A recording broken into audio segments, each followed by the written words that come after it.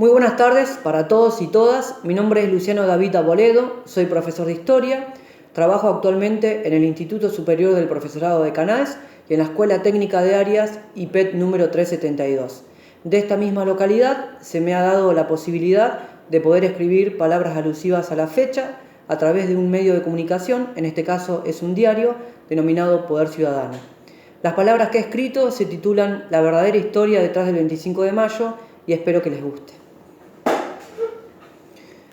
Desde muy pequeños nos han inculcado un 25 de mayo repleto de color de rosas, donde se comentaba que la plaza era acogida por una multitudinaria plebe, donde French y Beruti recorrían de extremo a extremo la plaza, repartiendo entre la gente cintas celestes y blancas, donde los paraguas sobresalían en abundancia, donde los criollos y peninsulares vestían de calza y galera a la moda europea, donde los negros caminaban sonrientes, mostrando la blancura de sus dientes, vendiendo por las calles adoquinadas todos aquellos productos que le permitieran sobrevivir, donde los representantes de la primera junta brillaban no solo por su profesión, sino por sus valores como la humildad y la honradez para la construcción de una nueva patria.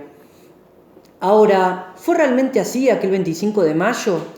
El calor de nuestra historia se forjó con las segundas invasiones inglesas en 1807, que dieron inicio a los primeros sentimientos nacionalistas. Tropas regulares y milicias urbanas tuvieron el valor y la osadía para enfrentar y expulsar a un ejército profesionalizado como lo fue el ejército inglés, ya que para ese entonces éramos un hijo huérfano de nuestra madre España. Como antecedente, es importante remarcar aquellas transformaciones políticas, sociales, económicas y culturales iniciadas en el último cuarto del siglo XVIII, que dieron inicio a una nueva etapa de nuestra historia, forjada con el calor de la independencia de los Estados Unidos de América, la Revolución Francesa y las nuevas ideas gestadas por la Ilustración.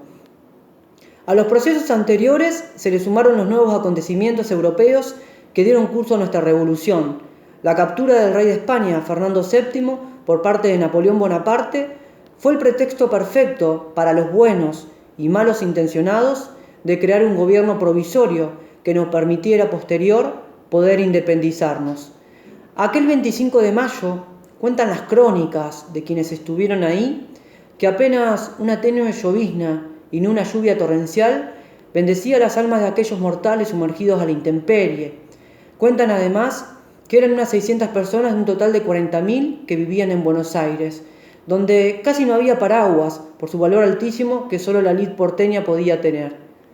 Se cuenta además que las escarapelas otorgadas por French y Beruti eran una invitación al reconocimiento para evadir la muerte en caso de que el virrey Cisneros se negara a abdicar. Los negros mostraban con su sonrisa la desnudez de sus miserias, porque no tenían ningún derecho y seguían siendo esclavos. Cada cosa que vendían engordaban los bolsillos de sus amos. Quienes vestían con galera y calzas ajustadas eran los peninsulares, la nueva burguesía que esperaba con cuchillo entre los dientes acabar de una vez por todas con esta farsa de que los reyes eran elegidos por Dios y sus representantes en la tierra. Gente de profesión, comerciantes, abogados, terratenientes y apellidos de gran renombre, los Álzagas, los Martínez de Hoz, entre otros.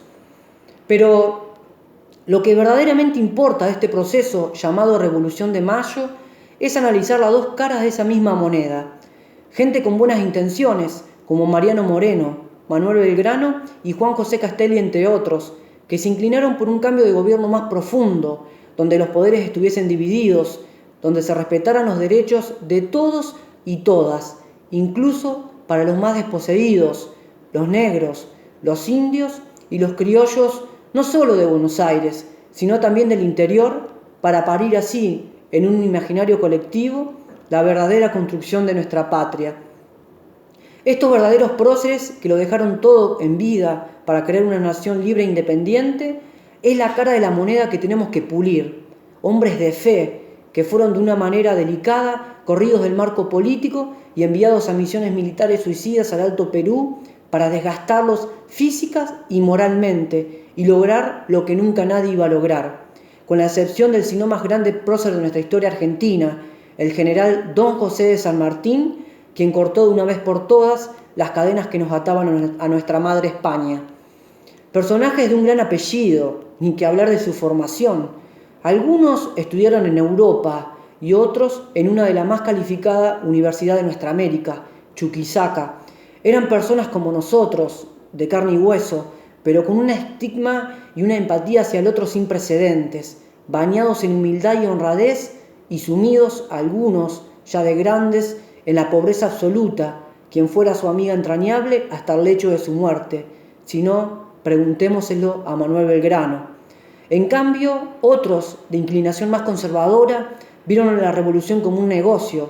Tal es el caso del presidente de la primera junta, Cornelio Saavedra, quien se conformaba solo con un cambio de gobierno y no de sistema, donde compartiría su poder con la nueva burguesía rioplatense y con mercenarios de turno, como Santiago de Liniers.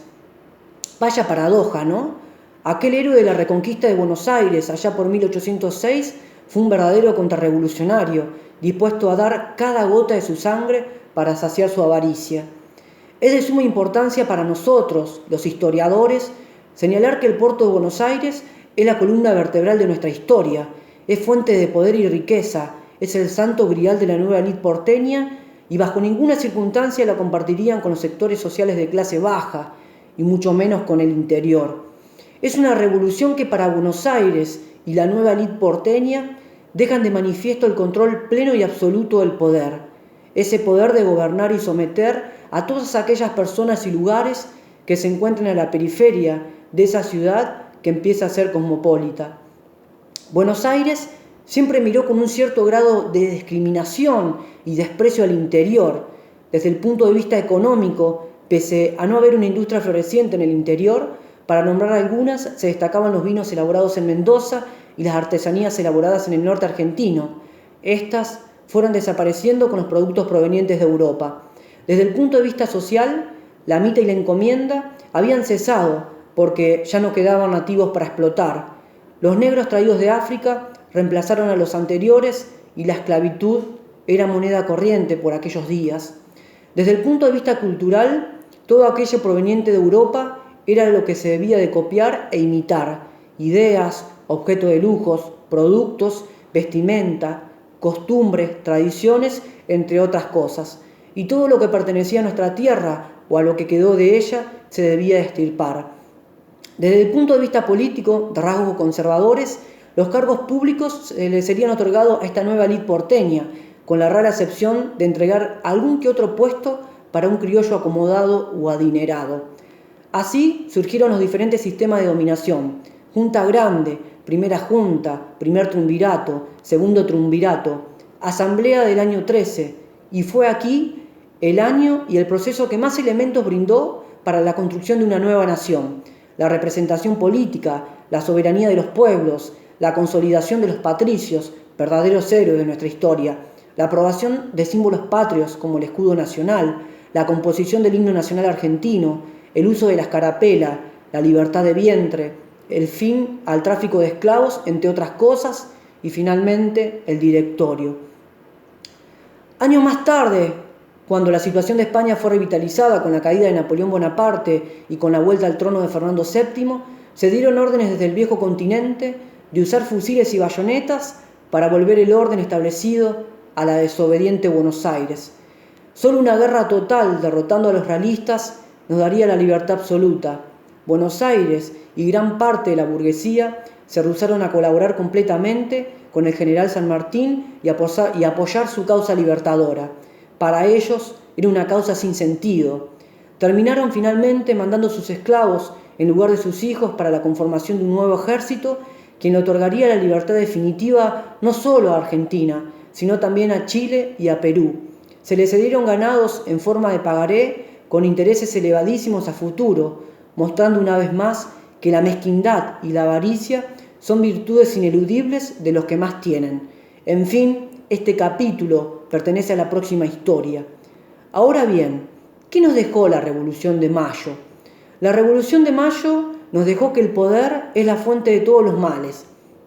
Transforma a ciertos sectores sociales y a las personas en seres materialistas, desquiciados, mezquinos, arrogantes y usureros, donde solo piensan en ello y su círculo cerrado.